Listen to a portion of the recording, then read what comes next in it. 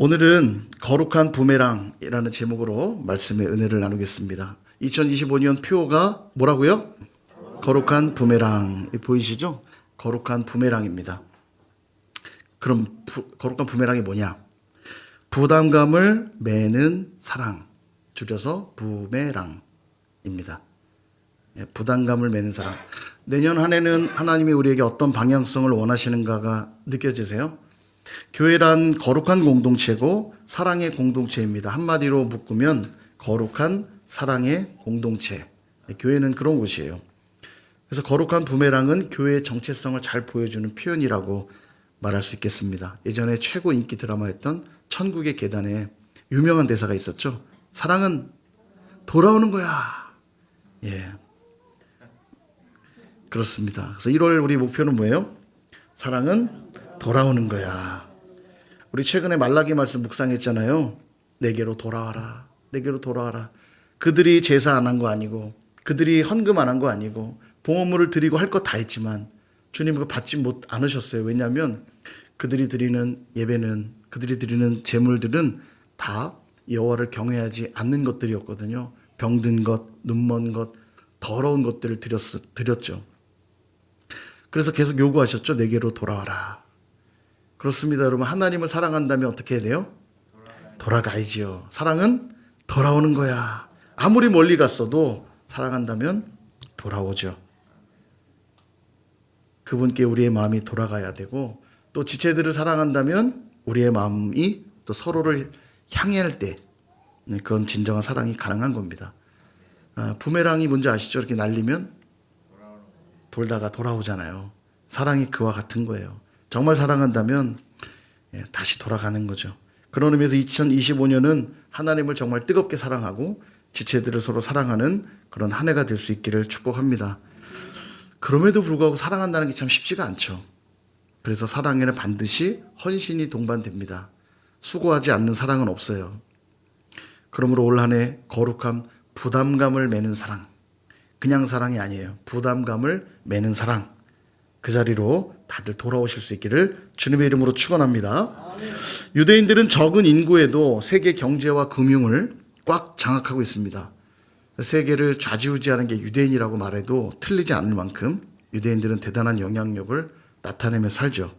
그 비결이 어디 있나 누군가 이야기하는데 어릴 적부터 그들이 받은 교육에 있다라는 거예요. 어릴 적부터 그들에게 가르치는 이야기가 있는데 그 이야기는 이렇습니다. 예루살렘에 가난한 자들이 모여 사는 곳이 있었답니다. 어느 날 한 사람이 이들에게 가서 서쪽 길 저 한나절쯤 걸어가면 한 부잣집이 있는데 그 집을 가면 누구나 먹을 것들을 한 보따리 준다는 거예요. 단 조건이 있는데 갈 때 그냥 가면 안 되고 자기와 처지가 비슷한 사람 3사람을 데려가야만 준다는 겁니다. 여러분, 이 이야기의 교훈이 무엇이라 생각합니까? 아무리 어려워도 좋은 일은 반드시 함께하라. 그걸 가르치는 것이고, 자기만 위해 살지 말고 동거동락하여 화목한 삶을 추구하라. 이거를 어려서부터 시킨다는 거예요. 그래서 이제 유대인들은 이 민족성이 참 강한 것 같아요. 잘 뭉치고 어딜 가나 회당을 중심으로 그들은 자신들의 민족성을 지켜나가죠. 또 우리나라 교육은 조금 반대인 것 같습니다. 저도 어려서 그런 얘기를 많이 들었던 것 같은데, 야, 모자란 친구들하고 놀지 말고 돈 많고 공부 잘하고 똑똑하고 그런 친구들만 사귀어라. 그렇게 가르치셨어요? 안 하셨어요? 그렇게 가르치셨죠? 아닌 것처럼 가만히 계시지만 다 압니다. 우리나라는 좀 그런 게 있어요. 막 열정 있고 욕심 있고 그래서 가면은 남들 도와주면 남들한테 다 퍼주고 그러지 말고 나눠주는 친구들 사귀고 얻어먹을 거 있는 친구들 사귀라고 가르치셨어요? 안 가르치셨어요? 우리 최순희 권사님. 네, 고백해서 용서해 드립니다. 그러다 보니까 그들은 사실 더불어 같이 공부해야 될 대상이고 함께 삶을 영위해 가야 될 대상인데 그렇게 가르치다 보니까 경쟁의 대상으로 전락해 버리고 맙니다. 그러다 보니까 큰 일을 도모할 수 없고 성취할 수 없게 되는 거죠. 해외 나가도 그렇대죠. 한국인들은 참 열정이 있고 어려서부터 이렇게 특별하게 교육을 받아서인지 어디 가나 잘 적응하고 뛰어난 능력들을 보인대요. 근데 결과적으로 잘 뭉치지를 못해서 시간이 지나면 개발하고 만들어낸 모든 것들을 빼앗기는 경우가 많다는 겁니다. 이게 교육의 문제라고 말하지 않을 수 없죠. 그런 의미에서 우리도 하나님 나라의 큰 일을 도모하고 성취하기 위해서, 말하자면 그리스도의 법을 성취하기 위해서 어떻게 해야 되는가, 오늘 그것을 좀 나누려고 합니다. 오늘 읽은 본문 6장인데요. 6장 바로 앞에 어떤 내용이 나오냐면 육체의 일과 성령의 삶에 대한 이야기를 하세요. 이 둘은 절대로 공존할 수 없는데 성령의 인도함을 받는 자들만 하나님 나라를 유업으로 받는답니다. 그러므로 육체의 소욕을 따르지 말고 성령의 인도함을 받으라. 성령의 인도함 받는 건 그럼 뭐냐? 그 정욕과 탐심을 십자가에 못 박는 것이다. 이렇게 말씀하세요. 그래서 그들에게는 반드시 뭐가 맺히냐면 성령의 9가지 열매가 맺힌다는 거예요. 그러면서 오늘 본문 6장이 시작되는 겁니다. 자, 6장 1절 한번 볼까요? 같이 한번 읽어보겠습니다. 시작. 형제들아, 사람이 만일 무슨 범죄한 일이 드러나거든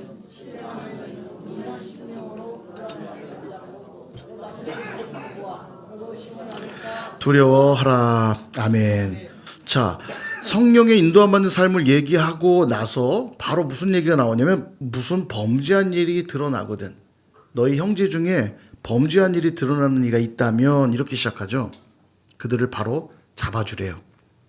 자, 앞에 이야기의 연장선에서 살핀다면 범죄하게 된 이유가 뭘까요? 그럼 성령의 인도함 받는 게 필요해, 이 얘기한 다음에 범죄한 이야기를 하고 있다는 건 그가 어떻게 살고 있다는 얘기입니까? 성령의 인도함을 받지 않고 육체의 소욕을 따른다라는 이야기죠. 그런 일들이 일어난다면 하나님의 나라를 유업으로 받으려면 누구의 인도를 받아야 된다고요? 성령의 인도함을 받아야 되잖아요. 그런데 너희 중에 성령의 인도함을 받지 않고 육체의 소욕을 따라 범죄한 일들이 드러나거든, 그런 자들을 바로 잡아주라는 거예요.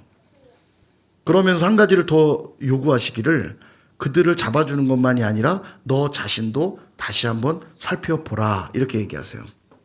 그러니까 누군가 범죄한 일이 드러나거든, 말하자면 성령의 인도함 받지 않는 모습을 보거든, 그가 성령의 인도함을 받을 수 있도록 도와주고 그 기회를 통해 나도 성령의 인도함을 받고 있는지 살피라는 거예요. 그러니까 이 이야기를 단순히 누군가 잘못하면 죄를 지적하라, 이 얘기가 아닙니다. 내 옆에 있는 지체의 죄는 나의 문제이기도 하다는 걸 기억하라는 거예요. 그러니까 이 사람의 잘못은 그 사람의 잘못인 건 당연한데 그 사람만의 잘못이 아니라 나의 문제일 수도 있다. 그러므로 서로를 비판하고 정죄하는 공동체가 되면 안 되는 거죠. 그럴 수가 없는 거죠. 그럼에도 불구하고 서로에게 죄가 있으면 왜 바로 잡아주어야 하냐? 죄를 지은 이유가 성령의 인도함을 받지 않고 육체의 소욕을 따랐기 때문인데, 그것이 공동체 안에 계속 독버섯처럼 퍼져나가면 곰팡이가 피어나듯 모두를 위험하게 만들기 때문에 그런 자들을 빨리 바로 잡아주라는 거예요. 그러면서 누구도 돌아봐요? 나 자신도. 나도 성령의 인도함을 받고 있는가? 그 마음으로 그를 잡아주는 거죠. 그래서 2절 말씀을 하는 겁니다. 오늘 2절이 중요해요. 내년 한 해 우리 주제 말씀이기도 한데 2절을 같이 한번 읽어보겠습니다. 시작. 너희가 짐을 서로 지라. 그리하여 그리스도의 법을 성취하라. 아멘. 이 말을 한마디로 바꾸면 우리 함께 성령의 인도함을 받으시지요, 하라는 거예요. 너도 성령의 인도함 받고 나도 성령의 인도함 받자는 겁니다. 그러니까 상대방을 비판하기 위한 목적으로 하는 지적은 하지 않아야 되겠죠. 쉽게 말하면 무거운 짐을 막 지고 가요. 너무 힘들어하는데 쉽게 들 수 있는 방법을 옆에서 막 떠들어대면서 힘들지 얼마나 힘들어, 아이고 그러니까 왜 이렇게 무거운 걸 들었어, 막 말하면 짐이 가벼워집니까? 더 무거워지죠. 조용히 해, 듣기 싫어. 예. 그러므로 그렇게 하지 말고 그가 무거운 짐을 지고 있으면 어떻게 해요? 같이 들어줘야죠. 그 짐을 함께 들라는 거예요. 다시 한번 정리해 보겠습니다. 지금 내 옆에 있는 지체는 성령을 쫓아야 하는 지체입니다. 그런데 그가 그러지 못하고 죄 가운데 있다면 온유한 마음으로 그를 그 죄에서부터 돌이킬 수 있도록 권면해야 된대요. 이때 주의할 건 뭐냐? 자신 역시 그 죄에서 돌이켜야 하고 그런 죄에 빠지지 않아야 한다는 거예요.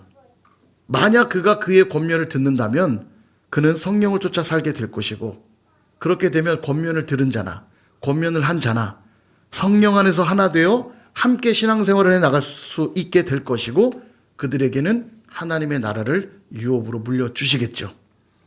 그렇게 함으로써 그리스도의 법을 성취하게 된다는 거예요. 제가 예전에 강도사고시를 준비할 때, 강도사고시는 목사가 되는 과정에서 제일 어렵고 중요한 시험이거든요. 신대원을 딱 마치고 신대원 3년을 공부를 제대로 했는가를 테스트하는 겁니다. 그가 조직신학, 헌법 여러 과목들을 잘 이해하고 있는가를 테스트하는 거예요.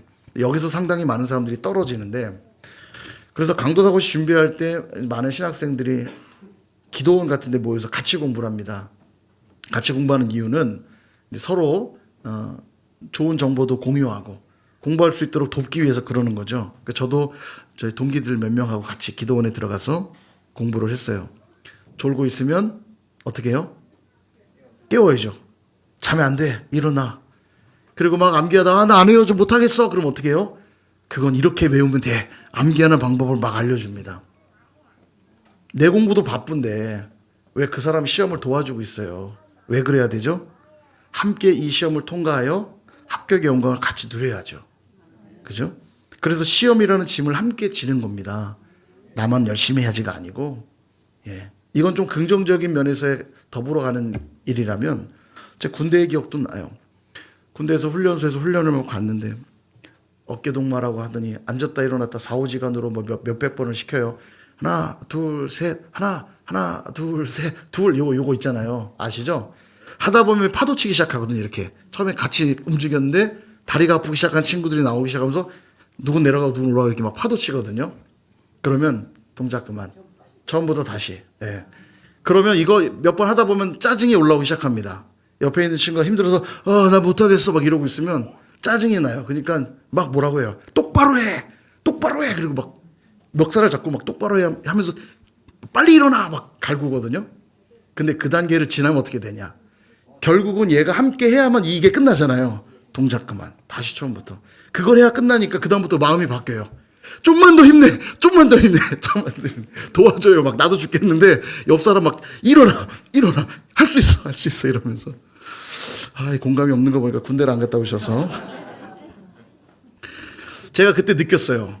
이게 적당히 힘들면 투정을 부려요. 그리고 그 사람을 자꾸 원망합니다. 너 때문에 우리가 힘든 거야, 이렇게. 근데 결국 그 사람이 함께 가지 않으면 안 된다는 걸 깨닫는 순간부터 태도가 달라져요. 그 사람이 이 일에 같이 동참되어야만 이게 끝난다는 거 아니까 적극적으로 돕습니다. 내가 힘든데도 그를 도와요. 좀만 더 힘내라고. 구보할 때도 총을 이렇게 들고 뛰면 이게 힘들어요. 총이 막 옆으로 기울어지거든요. 위로 세워야 되는데. 근데 체력이 없는 애들은 막 총도 내려뜨리고 막 뒤쳐져요. 근데 걔가 쳐지면 그 구대는 그냥 나고입니다, 나고. 그러니까 자기 총 들기도 힘든데 줘봐. 총을 2개 들고 뛰는 거예요, 막 이렇게. 그리고 옆에 있는 애는 막 배낭 잡고 막 더블백 잡고 끌고 오면서 더 힘내. 막 밀어주고 당겨주고. 제가 그때 느꼈어요. 그렇구나. 결국 우리가 하나고 나만 잘한다고 되는 게 아니고 내 옆에 있는 지체가 함께 가야만 이 법이, 그리스도의 법이 성취가 되는 거예요.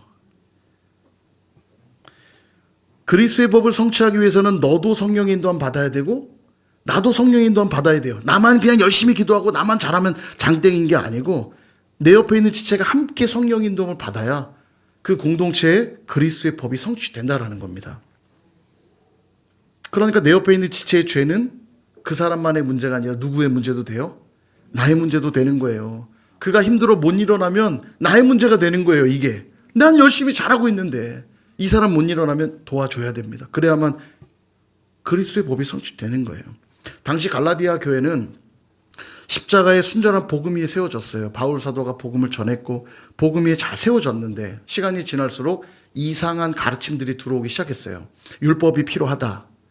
예수도 좋지만 율법도 지켜야 되고 할 일도 받아야 돼. 그래야 구원 받는 거거든 라고 하는 다른 복음들이 들어오기 시작했습니다. 잘못된 거죠. 죄짓게 되는 일들이 발생합니다. 왜냐하면 다른 복음이 들어오다 보니까. 그래서 다른 복음을 따르는 죄 가운데 있는 자들이 진리로 돌아올 수 있도록, 다시 복음으로 돌아올 수 있도록 바로 잡아주라는 거예요, 지금. 결국 짐을 서로 지라는 요구는 공동체가 하나 되기 위한 용서와 사랑의 문제라고 정리할 수가 있습니다. 그러니까 짐을 서로 지라라고 쓰고 용서하고 사랑하라라고 부르는 거죠. 이때 주의사항이 있어요. 5절. 5절에 뭐라고 하냐면 각각 자기의 짐을 질 것이라 이런 말을 합니다. 이상하죠? 서로 짐을 지라고 할 때는 언제고 이번에는 각각 자기의 짐을 지래요. 이게 무슨 얘기냐면 3절을 보시면 만일 누가 아무것도 되지 못하고 된 줄로 생각하면 스스로 속임이라. 이 얘기가 뭐냐면 율법을 지켜야 구원받거든 이걸 가르치는 사람들이 나타났다고 그랬죠. 그런데 보니까 자기도 율법을 못 지키는 거예요. 그러니까 스스로 속이고 있는 거죠. 야, 율법을 지켜야 구원받거든. 근데 자기가 보니까 자기도 율법을 못 지켜요. 그러므로 어떻게 해라. 4절 각각 자기의 일을 살피라. 그리하면 자랑할 것이 자기에게 있어도 남에게는 있지 아니하리니. 정직하게 진리로 자기를 먼저 비추어 보라는 겁니다. 자신에게 비추어지지 않는 진리로 다른 일을 비출 수는 없잖아요. 나에게 적용되지 않는 말씀을 남에게 적용시킬 수는 없잖아요. 그죠? 이게 바로 각각 자기의 짐을 지는 거라는 거예요. 그러니까 정리하면 우리에게는 두 개의 짐이 있습니다. 하나는 뭐냐면 각자가 져야 될 짐이 있고요. 또 하나는 함께 져야 될 짐이 있어요. 그러니까 예를 들면 이런 겁니다. 회비를 3만 원씩 내야 돼요. 그러므로 각자에겐 3만 원이라고 하는 부담감이 생겼습니다. 회비를 내야 되죠. 근데 누군가가 너무 생활이 어려워서 회비를 못 내고 있는 거예요. 공동체에 잘못한 거 맞죠? 공동체가 정해놓은 회비를 못 냈으니까 잘못한 게 맞죠? 이때 주변 사람들이 보니까 이 사람이 진짜 너무 어려워요. 그래서 십시일반 돈을 모아서 그를 대신해서 회비를 내어줍니다. 이게 짐을 서로 진 거죠. 그러니까 각자가 져야 될 짐이 있어요. 3만 원씩 내야 되는 회비의 부담감은 각자가 져야 될 짐인데 그때 그가 내지 못했을 때 주변에 있는 사람들이 함께 힘을 모아 회비를 내주면 서로 짐을 진 겁니다. 만약 이때 회비를 못 낸 사람이 이런 말을 하는 거예요. 내가 회비를 왜 내야 돼? 난 안 낼 거거든. 라면서 버티면 주변에서 회비를 대신 내줄 수 있을까요? 없을까요? 내줄 수가 없어요. 회비 내는 것 자체를 부정해버리면 그에게 회비 내는 일을 도와줄 수가 없어요. 자기가 져야 될 짐을 지지 않으면 주변에서도 그 짐을 대신 져줄 수가 없단 말이죠. 회비 내기 싫다는데 회비를 대신 내줄 수는 없잖아요. 나는 회비 내줄 이유를 모르겠다는데. 내기 원하는데 낼 수 없다고 한다면 도와줘서 회비를 내어줘서 그가 함께 이 길을 갈 수 있도록 하는 건데 회비 자체를 부정하면 할 수가 없잖아요. 동일합니다. 율법을 지켜야 구원을 받아야 된다고 하면서 자기도 율법을 지키지 않는 거예요. 그러면 너는 그러든지 말든지 그냥 내버려 둘 수도 있는데 우리는 이미 한 교회 공동체를 이루었으니 그를 내버려 두지 않고 복음으로써 그가 다시 돌아올 수 있도록 바로 잡아 주어야 된다는 거예요. 만약 이때 나는 잘못이 없거든 고집을 부리면 옆에서도 도울 방법이 있어요 없어요?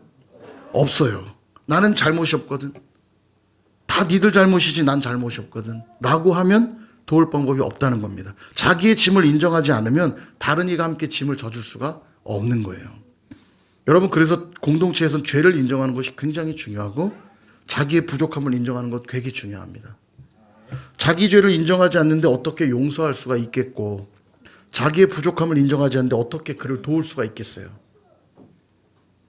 여러분 예수님은 용서의 기준을 이렇게 말씀하셨습니다. 마태복음 18장 21절에서 22절 그때에 베드로가 나와 이르되 주여 형제가 내게 죄를 범하면 몇 번이나 용서하여 주리이까 7번까지 할까요? 그랬더니 22절 예수님께서 이르시되 내게 이르노니 7번뿐 아니라 7번을 70번까지라도 할지니라. 아멘. 몇 번 해야 돼요 그럼? 490번이죠? 계산 되시죠? 7번씩 70번이니까 맞아요? 490번? 490번 하라는 뜻일까요? 7이라고 하는 건 완전수인데 7번을 70번까지 하라는 건 용서에는 끝이 없다 이 얘기예요. 그러면서 예수님이 곧바로 이어 무슨 얘기를 하나 비유를 드시는데 1만 달란트 탕감의 예화를 듭니다. 한 임금이 한 사람의 1만 달란트 빚진 자를 탕감해 줘요. 1만 달란트가 얼마나 큰 돈이냐면 이 로마 시대 한 데나리오는 노동자의 하루 품삯입니다. 자, 한 데나리오는 노동자의 하루 품삯이요. 6천 데나리오는 그러니까 6천일 정도를 일해야 벌 수 있는 돈은 한 달란트예요. 6천 데나리온이 한 달란트. 자, 정리되시죠? 6천일이니까 대략 한 16년이 넘는 시간이에요. 어디 쓰면 안 돼요. 일만 해야 돼요. 돈을 아무 데도 안 쓰고 16년 넘게 일만 했을 때 버는 돈이 1달란트. 근데 지금 얼마 빚졌다고요? 10,000달란트 빚졌대요. 그러니까 얼마나 큰 돈인지 느낌이 오시죠? 6,000일을 일해야지 1달란트를 버는 건데 10,000달란트를 빚졌으니까 아무것도 안 먹고 안 쓰고 16년 일해야 1달란트 버는 거예요. 그러니까 10,000달란트는 거의 영원히 갚을 수 없는 수준의 돈이에요. 근데 임금이 탕감을 해줍니다. 기뻐요, 안 기뻐요? 안 기쁘신 것 같은데. 전 빚진 적 없거든요. 뭐 이러시는 것 같은데. 예, 엄청난 기쁨이죠. 와, 드디어 빚으로부터 해방되었다고 너무 기뻐서 돌아가는데 친구를 만납니다. 이 친구는 나한테 100데나리온을 빚진 친구예요. 물론 100데나리온도 가난한 자에겐 적은 돈은 아닙니다만 10,000달란트에 비하면 100데나리온은 껌이죠. 껌값이에요. 껌값. 100데나리온 빚진 자를 만났는데 10,000달란트를 탕감받고 왔음에도 불구하고 그의 멱살을 잡습니다. 너 내 돈 언제 갚을 거야? 아, 나 지금 너무 어려운데 조금만 더 기다려주세요 했더니 네가 빚 갚을 생각이 없구나. 감옥에 가둬버립니다. 이 모습을 본 사람이 임금에게 다시 가서 고발해요. 당신이 탕감해 준 자가 100데나리온 빚진 자를 감옥에 가뒀다. 그러니까 임금이 그를 다시 오라고 합니다. 그리고는 너도 다 갚기 전에는 꺼내주지 않을 것이다. 갚을 길이 있어요, 없어요? 없잖아요. 여러분 잘 보셔야 됩니다. 임금이 처음에 그를 용서해 줬죠. 근데 마지막에는 다시 옥에 가두죠. 이 말은 용서가 끝까지 유효하지 않았다는 뜻입니다. 그죠? 그러면 임금이 처음에 용서해 준 이유가 뭐라고 생각하세요? 왜 처음에는 10,000달란트나 되는 큰 돈을 탕감을 해 줘놓고는 나중에는 그걸 철회했을까요? 처음에 그를 용서해 준 이유가 뭘까요? 그렇죠. 다른 사람들을 용서하며 살라고 탕감해 줬던 거예요. 그런데 탕감해 주지 않으니까 이 용서가 취소돼 버린 겁니다. 그러니까 내가 하나님께로부터 받은 용서가 언제 완성되냐면 다른 이들을 향한 용서가 있을 때 그 용서가 완성이 되는 거예요. 그래서 오늘 2절이 중요한 겁니다. 2절 다시 한번 읽어볼까요? 시작. 너희가 짐을 서로 지라 그리하여 그리스도의 법을 성취하라. 아멘. 여러분 이걸 가볍게 여기시면 안 돼요. 예수님이 십자가에서 죽으신 이유가 뭐예요? 나의 죄 때문에 죽으셨다고 고백들 하셨죠? 동의하십니까? 그렇다면 그 그리스도의 법을 어떻게 완성하냐면 이 짐을 함께 지어 나갈 때 그 법이 완성된대요. 내가 받은 10,000달란트의 탕감이 지체들을 향해 100데나리온을 빚진 자를 용서할 때 10,000달란트의 탕감이 유효해지는 겁니다. 그렇잖아요. 10,000달란트를 탕감받은 자라는 걸 뭘로 확인할 수 있냐고요. 100데나리온 빚진 자를 용서함으로써 10,000달란트 탕감받은 걸 확인하는 거 아닙니까? 요한복음 8장에 가늠한 여인의 이야기가 나오죠. 예수님이 그 여인을 용서한 이야기입니다. 가늠하다가 현장에서 잡혔기 때문에 요즘 신조어로 빼박캔트입니다. 빼박캔트. 빼도 박도 못해요. 율법에 의해 돌에 맞아 죽어야 되는 상황이에요. 근데 이때 예수님이 모두가 다 혈안이 돼서 이 여인을 죽이려고 할 그때 예수님이 말씀하시죠. 죄 없는 자가 먼저 돌로 치라. 돌로 치라는 율법을 명했지만 죄 없는 자가 치라 했기에 찔림받은 사람들이 다 돌을 내려놓고 돌아갔어요. 그리고 예수님 뭐라고 하시냐면 나도 너를 정죄하지 아니하노니 가서 다시는 죄를 범치 말라. 예수님은 그 여인을 정죄할 권한이 있으십니까 없으십니까? 있으시죠. 왜냐하면 일단 죄가 없으시죠. 아까 죄 없는 자가 돌로 칠 수 있잖아요. 예수님은 죄가 없으셨고 하나님의 아들이라고 하는 신적 권위를 갖고 계셨어요.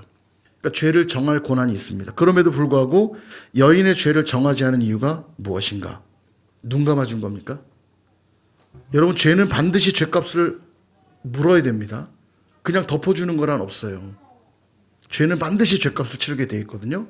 근데 왜 예수님은 그 여인의 죄를 정하지 않고 돌려보내줬냐는 거죠. 예수님이 그 여인의 죄를 십자가에서 대신 감당하셨기 때문입니다. 그녀의 짐을 대신 지신 거예요. 이후 이 여인은 어떻게 살았을 것 같으세요, 여러분? 성경에 나오지 않지만 우리는 상상해 볼 수 있죠. 죽다 살아난 이 여인이 어떻게 살아갔을까요? 예수님 말씀대로 다시 돌아가서 그 죄를 짓지 않았을 뿐만 아니라 누군가를 용서하는 삶을 살지 않았을까요? 내가 받은 용서가 너무 놀랍기 때문에, 너무 감사했기 때문에 누군가를 용서하는 삶을 살았을 겁니다. 오늘 말씀에서 짐을 서로 지라 이렇게 얘기했죠. 지다라는 단어 바스타조입니다. 바스타조. 따라해 볼까요? 바스타조. 바스타조. 예, 이럴 때 아니면 헬라어 언제 써보겠어요? 바스타조. 어디에 사용된 단어냐면요. 누가복음 14장 27절. 누구든지 자기 십자가를 지고 나를 따르지 않는 자도 능히 내 제자가 되지 못하리라. 아멘. 자기 십자가를 지고, 여기 이 지고가 바스타조입니다. 그러니까 자기 십자가를 바스타조하지 않으면 너희는 내 제자가 아니다. 왜냐하면 예수님이 우리를 어떻게 살리셨냐면 우리의 죄를 바스타조 했거든요. 십자가에서. 그죠? 십자가를 바스타조함으로 우리를 살리셨기에 구원받은 너희도 너희들의 십자가를 바스타조하고 나를 따를 때 내 제자다. 그 얘기하고 계신 거예요. 더군다나 여기 지다라고 하는 아까 그 바스타조의 그 단어가 일회적인 행동이 아니고 단회적인 행동이 아니고 지속적인 행동을 가리키는 거. 그러니까 기분 내킬 때 한번 화끈하게 십자가 한번 지라는 뜻이 아니고 계속해서 십자가를 지라는 거예요. 계속해서 짐을 서로 지라는 겁니다. 이 단어가 사용된 용례를 찾아보니까 사도행전 3장에 재미난 이야기가 나와요. 성전 미문에, 성전에는 문이 여러 개 있거든요. 미문, 예, 아름다운 문, 미문에 나면서부터 걷지 못하던 자가 구걸하기 위해 나와 있습니다. 그날도 구걸하려고 앉아 있는데 베드로와 요한이 기도 시간이 됐어요. 제 9시, 그러니까 오후 3시입니다. 오후 3시에 기도하기 위해서 성전에 나왔는데 구걸하던 자가 사람이 오는 걸 보고는 구걸을 합니다. 그러자 베드로가, 우리 잘 알죠? 베드로가 뭐라 합니까? 은과 금은 내게 없거니와 내게 있는 것으로 내게 주노니 나사렛 예수 그리스도의 이름으로 일어나 걸어라 라고 선포하자 그가 일어나 걷기 시작해요. 놀라운 기적을 체험했죠. 그의 문제가 해결된 순간입니다. 근데 이 기적이 일어나기까지 그의 짐을 함께 져준 사람들이 있다는 걸 보게 돼요. 보세요. 사도행전 3장 2절. 나면서 못 걷게 된 이를 사람들이 메고 오니 이는 성전에 들어가는 사람들에게 구걸하기 위하여 날마다 미문이라는 성전문에 두는 자라. 나면서 못 걷게 된 이이기 때문에 그는 스스로 성전까지 나올 수가 없어요. 그래서 누군가가 메고 왔다는 거예요. 여기에 메다라는 이 단어가 무슨 단어일 것 같으세요? 바스타조. 따라 그랬더니 금방 지금 5분도 안 됐는데 까먹었죠? 바스타조라는 단어, 똑같은 단어예요. 누군가는 걸을 수 없는 그의 인생의 무거운 짐, 구걸하러 갈 수도 없는 그 무거운 짐을 진 자를 누군가가 대신 져준 거예요. 성전 미문까지 데려다 놨기에 베드로와 요한을 만날 수 있었고 그에게 예수의 이름이 선포되자 하나님의 놀라운 일하심을 본 겁니다. 말하자면 그리스도의 법이 성취가 된 거죠. 짐을 져준 바스타조한 친구가 있었기 때문입니다. 어쩌면 우리는 나면서 걷지 못한 자와 같지 않습니까? 그런 우리를 위해 주님이 십자가에서 바스타조 하셨죠. 십자가를 지셨어요. 그리고 이제는 서로의 짐을 바스타조 함으로써, 서로의 짐을 지어줌으로써 그 십자가의 은혜와 사랑을 경험하게 하셨다는 겁니다. 그게 그리스도의 법을 성취한다는 뜻이에요. 마태복음 11장 28절에서 30절도 이렇게 말씀합니다. 같이 한번 읽어볼까요? 시작. 수고하고 무거운 짐진 자들아 다 내게로 오라. 내가 너희를 쉬게 하리라. 나는 마음이 온유하고 겸손하니 나의 멍에를 메고 내게 배우라. 그리하면 너희 마음이 쉼을 얻으리니 이는 내 멍에는 쉽고 내 짐은 가벼움이라 하시니라. 아멘. 여러분, 이 땅에 무거운 짐을 지지 않은 자가 어디 있겠어요? 다 무거운 짐 한 개씩 지고 있을 겁니다.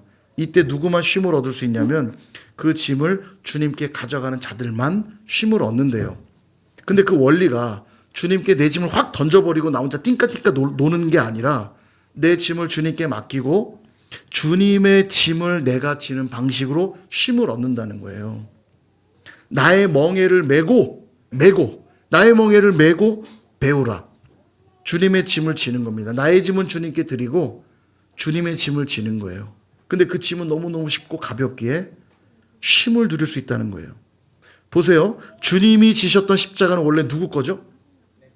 내 거잖아요. 내 거. 내가 사실 달려야 될 자리에 주님이 대신 달리신 거잖아요. 주님이 우리를 대신해서 그 짐을 지셨어요. 그래서 이제 그 짐이 내려지는 경험을 하려면 주님의 멍에를 매라는 거예요.